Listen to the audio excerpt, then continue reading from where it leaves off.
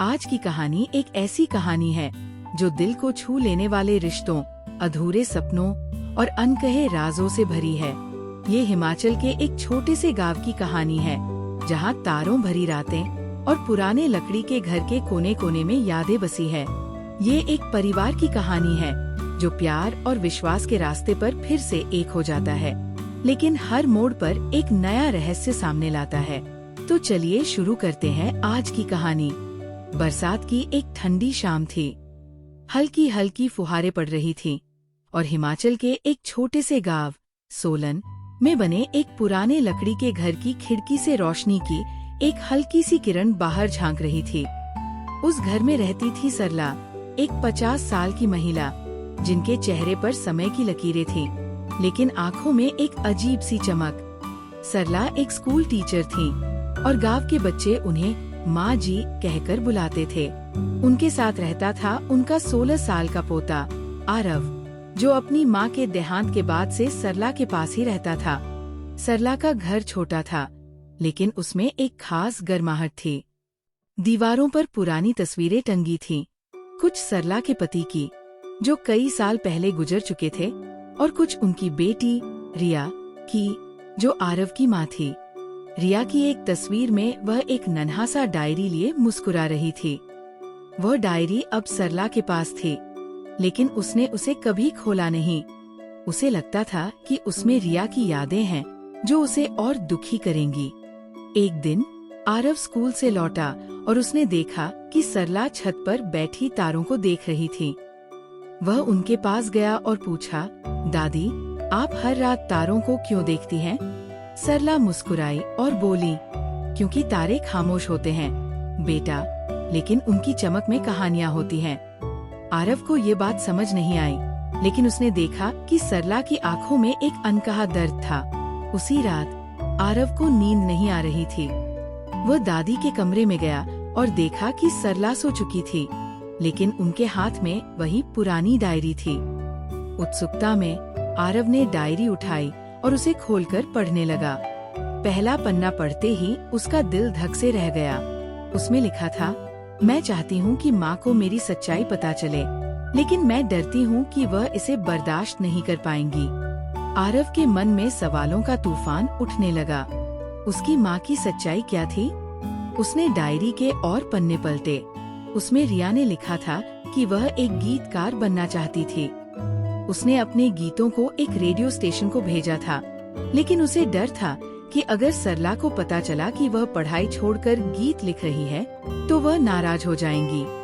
Diary में एक गीत भी लिखा था, खामोश सितारे रातों में चमकते हो, मेरे दिल की बातें क्या तुम सुनते हो? आरव को अपनी माँ की ये बातें सुनकर अजीब सा दुख हुआ। उसे कभी नहीं पता था कि उसकी माँ इतनी संवेदनशील थी। उसने डायरी वापस रख दी और फैसला किया कि वह दादी को इसके बारे में बताएगा। लेकिन अगली सुबह जब वो सरला से बात करने गया, तो उसने देखा कि सरला एक पुराने रेडियो के पास बैठी थी और उनकी आंखों में आंसू थे। रेडियो पर वही गीत बज रहा था जो रिया ने डायरी में लिखा था। दादी, ये गाना, आरव ने हिचकिचाते हुए कहा। सरला ने रेडियो की आवाज धीमी की और एक गहरी सांस ली। ये तुम्हारी माँ का गाना है आरव, उन्होंने धीमी आवाज में कहा। वो हमेशा से गीत लिखना चाहती थी। मैंने उसे कभी मौका नहीं दिया। मुझे लगता था कि पढ़ाई और एक स्थिर जिंदगी ही सब कुछ है। सरला की आवाज में पछतावा था। आरव स्तब्ध रह गया। आपको ये कैसे पता? उसने पूछा। सरला ने डायरी की ओर इशारा किया जो मेज पर रखी थी। मैंने इसे कल रात पढ़ा। रिया ने मुझे कभी नहीं बताया कि उसका गाना रेडियो पर बजा। शायद उसे लगा कि मैं गर्व की जगह नाराज होंगी। उनकी आंखें फिर से नम हो गईं। आरव को समझ नहीं आ रहा था कि वह क्या कहे। उसने अपनी माँ को कभी इस तरह नहीं जाना था।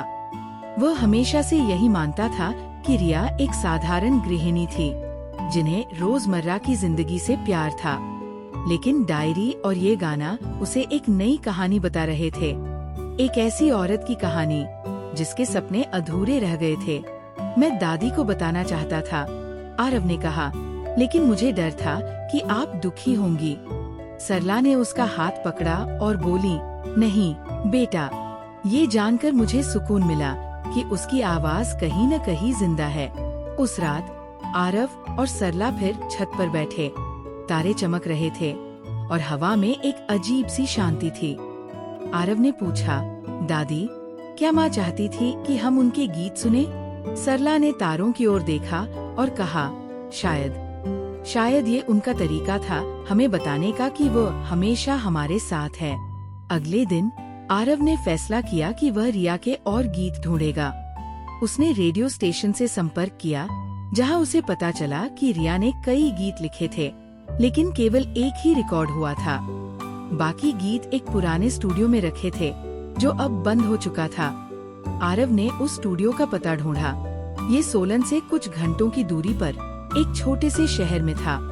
उसने सरला को बताया और दोनों ने मिलकर वहां जाने का फैसला किया।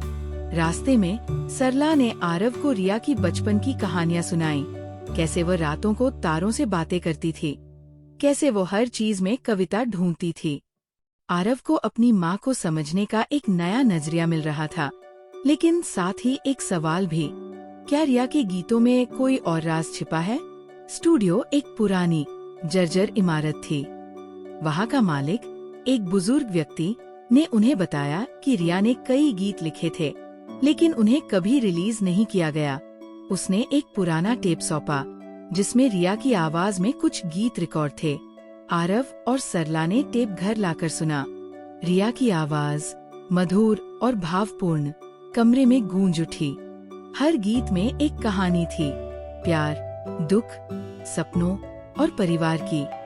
एक गीत में रिया ने सरला के लिए लिखा था, माँ, तुम मेरी धरती हो, मैं तुम्हारा आकाश। मेरे सपने उड़ते हैं पर लौटते हैं तुम्हारे पास। सरला की आंखों से आंसू छलक पड़े। मैंने उसे कभी नहीं समझा, उन्होंने फुसफुसाते हुए कहा। आरव ने उनकी पीठ थपथपाई, लेकिन उसके मन में भी एक अजीब सी बेचैनी थी। टेप में एक आखिरी गीत था जो अधूरा था। उसमें रिया ने कुछ लिखा था जो अधूरा रह गया था, जब सितारे बोलेंगे। और फिर आवाज बंद हो गई। आरव को लगा कि ये गीत कुछ कहना चाहता है। उसने स्टूडियो के मालिक से दोबारा बात की, जिसने बताया कि रिया ने एक पत्र छोड़ा था, जो स्टूडियो के पुराने रिकॉर्ड्स में कहीं खो गया था। पत्र में शायद कुछ जवाब थे। आरव और सरला ने उस पत्र को ढूंढने की ठानी। कई दिनों की खोज के बाद उन्हें एक पुराना लिफाफा मिला। उसमें रिया का एक पत्र था, जो सरला के नाम था। पत्र में लिखा था, माँ, मैं जानती हूँ कि तुम मेरे सपनों से डरती थी, लेकिन मैं चाहती थी कि मेरे गीत तुम तक पहुँचे। मैंने एक आखिरी गीत लिखा है जो मैं तुम्हारे लिए गाना चाहती थी। ये मेरे दिल की बात है, इसे मेरे लिए पूरा करना। पत्र के साथ एक कागज था, जिसमें अधूरे गीत की पंक्तियाँ थी। आरव ने उसे पढ़ा और उसका दिल भर आया। गीत में रिया ने अपने परिवार, अपने गांव और अपने अधूरे सपनों की बात की थी, लेकिन आखिरी पंक्ति गायब थी। आरव ने फैसला किया कि वह इस गीत को पूरा करेगा। वह कोई गीतकार नहीं था, लेकिन उसे लगा कि यह उसकी माँ का सपना पूरा करने का तरीका है। उसने अपनी दादी के साथ मिलकर गीत पर काम शुरू किया। सरला ने अपनी यादों को साझा किया। रिया की हंसी, उसकी छोटी छोटी बातें। धीरे धीरे गीत ने आकार लिया। लेकिन एक रात, जब आरव छत पर बैठा तारों को देख रहा था, उसे एक अजीब सा एहसास हुआ। उसे लगा जैसे कोई उसे पुकार रहा हो। उसने आसपास देखा, लेकिन कोई नहीं था। फिर भी एक पंक्ति उसके दिमाग में आई, जब सितारे बोलेंगे, मेरा सच तुम तक आएगा। उसने ये पंक्ति गीत में जोड़ी, और जब उसने इसे सरला को सुनाया, तो उनकी आंखें चमक उठीं। ये रिया की आवाज है, उन्होंने कहा। आरव ने गीत को रिकॉर्ड किया और उसे उसी रेडियो स्टेशन को भेजा। कुछ हफ्तों बाद गीत रेडियो पर बजा। गांव के लोग, जो रिया को जानते थे, उसे सुनकर भावुक हो गए। गीत में रिया की आत्मा थी और ये गांव की गलियों में गूंज रहा था।